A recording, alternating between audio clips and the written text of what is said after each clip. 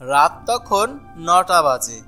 নাসিম অফিসের চেয়ারে বসে কাজ করছে। ঠিক সে সময় দারোয়ান এসে জিজ্ঞাসা করলো,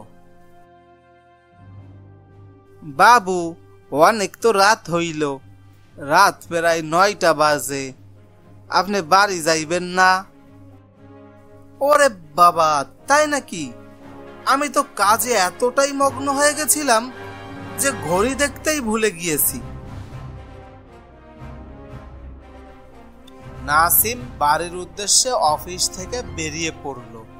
নাসিমের বাড়ি অফিস থেকে প্রায় ৩ কিলোমিটার দূরে, তাই সে হেঁটে হেঁটে যাতায়াত করে। নাসিম রাতের অন্ধকারে একা একা রাস্তায় হাঁটছিল। কিছুটা পথ হাঁটার পরে অনেক জোরে জোরে বৃষ্টি শুরু হয়ে গেল। এরে বাবা, এ তো দেখছি বৃষ্টি শুরু হয়ে গেল। না, আমার ভাগ্যটাই আজকে খারাপ মনে হচ্ছে। সকালবেলা ছাতাটা যে কেন সঙ্গে নিলাম না, এখন দেখছি আমার ভিজে ভিজেই বাড়ি যেতে হবে। তারপর আবার রাস্তার ল্যাম্পপোস্টের লাইটগুলো আর চলছে না, একদম ঘুটঘুটে অন্ধকার, কিছুই ঠিক মতো দেখা যাচ্ছে না।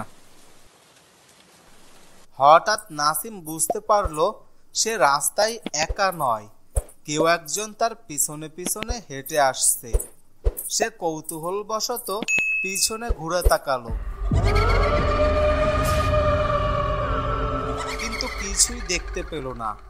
রাস্তা পুরো ফাঁকা। এবার নাসিমের মনে একটা ভয়ের বাসা বাঁধতে শুরু করলো। নাসিম মনে মনে ভাবলো এটা তার মনের ভুল।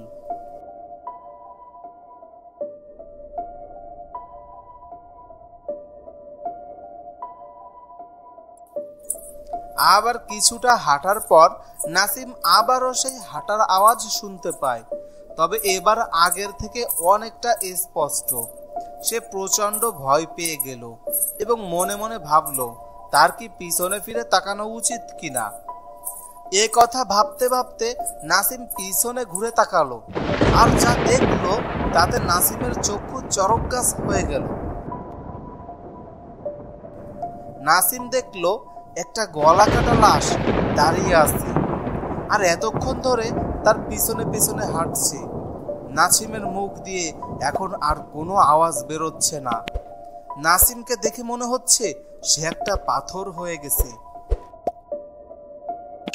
এরপর নাসিম দিশেহারা হয়ে বাড়ির দিকে দৌড়াতে শুরু করলো।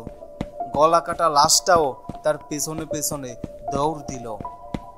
গল্পটি কেমন লাগলো কমেন্ট করে জানাও, আর চ্যানেলটি সাবস্ক্রাইব করতে ভুলো না যেন।